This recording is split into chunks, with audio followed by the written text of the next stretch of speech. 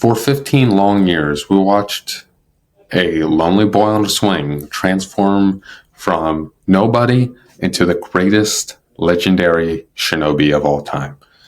We were told that hard work beats genius, hard work beats giftedness, and hard work beats potential.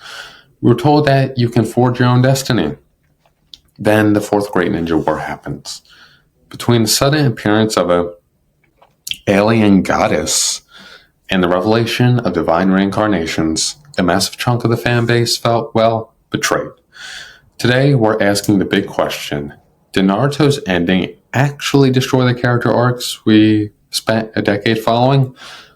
So, let's get into it. I'm your host, Anime 101. Like, share, and do that subscribe button.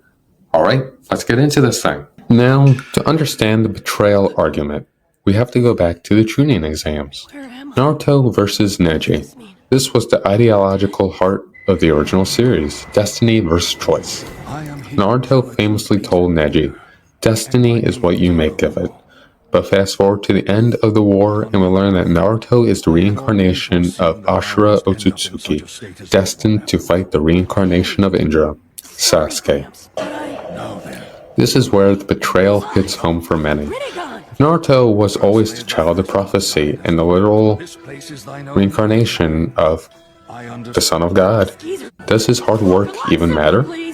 Critics argue that the series shifted from a story about an underdog to a story about a genetic lottery winner. Neji's death, protecting the main branch, started to feel less like a choice and more like a destiny he picked back in part 1. It is complicated this way. This is all I'll say about Neji. He was definitely poking at something correct. Destiny chose Naruto. Destiny chose Neji to die for Hinata. But Naruto worked for his destiny. If Naruto didn't work for it, he could have just been an okay ninja. He could have just been, okay, I did this, I'm good, I don't need to get stronger. Yeah, Jiraiya, you want to train me? Yeah, I'm good, I'm just going to stick here in the lake. Destiny and Naruto is about stepping on the path of destiny yourself. Yes, it's destined to happen, but you also have to put in the work for it. Alright, we have the Sasuke paradox. His arc was a descent into darkness fueled by trauma, rage, and the suffering of it him and his clan went through. By the time the war ends, he wants to stage a global revolution and execute the 5 Kages. Now, most of these people had nothing to do with him. Most of these people had nothing to do with the Uchiha clan massacre. Most of these people don't even fully know who Sasuke Uchiha is. They just know, oh yeah, he's a wanted criminal in the criminal books, so we gotta catch him. His redemption is one of the most debated points in the entire show. It is betrayal of his character, that he suddenly gives up after the final fight. He's like, yep, throw in the towel, everyone. Yep, I had a good run. Yep, Naruto, see you, buddy. I'll be showing myself out. There's the door. Have a good one. See you later. But yes, Sasuke's crimes were absolutely atrocious and massive.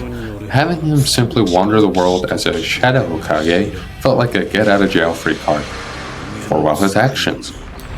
It's more or less the people you know. He knows Naruto. He knows Kakashi. He knows Sakura. He knows the Uchiha, the Hyuga people, I should say. He knows most of the heroes in the war. So it's a little like, The ending wasn't truly about Sasuke losing a fight, though. It was about him finally acknowledging a bond that was stronger than his hate. The loss of his arm mirrored Naruto's. It was a visual metaphor for the end of the cycle of violence. Now, I'm not saying that Sasuke got off scot-free. I'm not saying that Sasuke needed more punishment. It's just that it pulls in both directions at the same time. You can't have the character growth with basically the get-out-of-jail-free card. In my opinion, Sasuke should have gone through a little bit more redemption than just saying, oh yeah, he knows Naruto, get out of jail free card, go wander the world and protect people. Sounds like a plan. Alright, but we can't talk about the ending without Kaguya and Hagoromo Otsutsuki. From a storytelling perspective, this is often cited as the biggest blunder. For hundreds of chapters, Mamoru Uchiha was built up as this ultimate thematic foil to Naruto and the shinobi world. He was the failed version of the dream, the polar opposite of Hashirama Senju. Swapping Madara for Kaguya at the 11th hour shifted the ending from a philosophical clash to a giant monster brawl, something straight out of the Godzilla movies. It truly robbed the characters of a final, meaningful resolution with a villain who actually shared their history. Felt like the story chose power creep over character depth.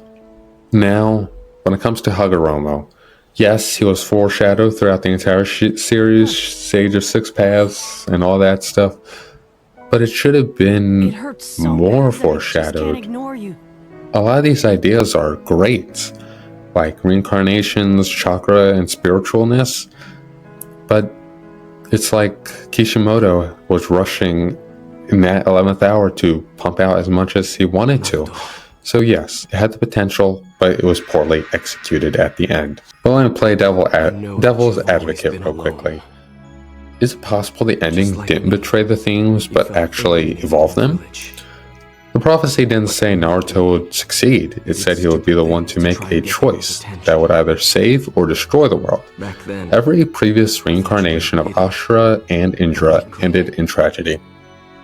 Naruto's hard work wasn't about learning the Rasengan, it was the emotional labor of refusing to kill his friend. Naruto didn't win because he was a god. He won because he broke the cycle of hatred that even the gods couldn't stop. That in itself is the ultimate fulfillment of Neji's promise. He changed the destiny of the entire world. Why? Because he's Naruto. He just keeps going forward. He's stubborn, he's a knucklehead, but that does not stop him. And when it comes to the ending, yes, it felt at a left field. But when the ball was getting thrown to home, the shortstop definitely came in to land it.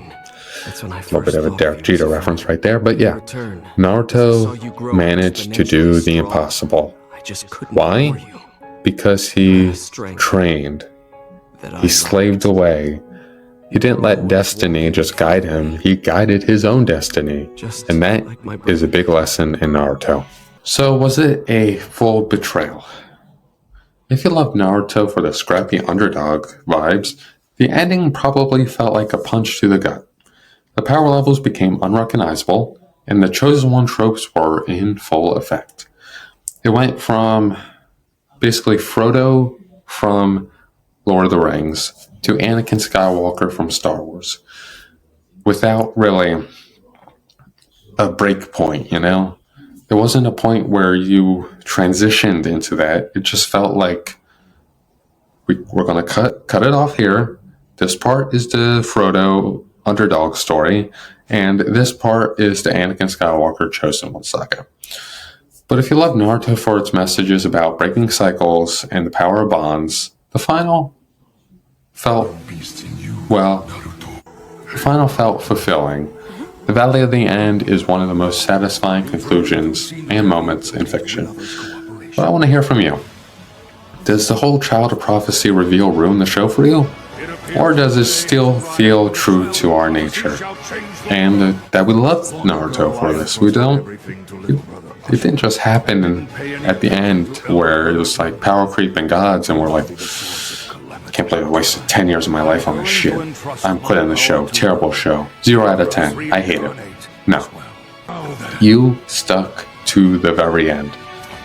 If you didn't like that, you would have just dropped the show. But that showed that you're willing to stick with the show. But let me know. Was it good? Was it bad? And what would you have done to change the ending? Well, I'm your host, Ant-Man101, signing out. Like, share, subscribe. Do all of that good YouTube stuff. And I shall see you guys next time and have a fantastic day.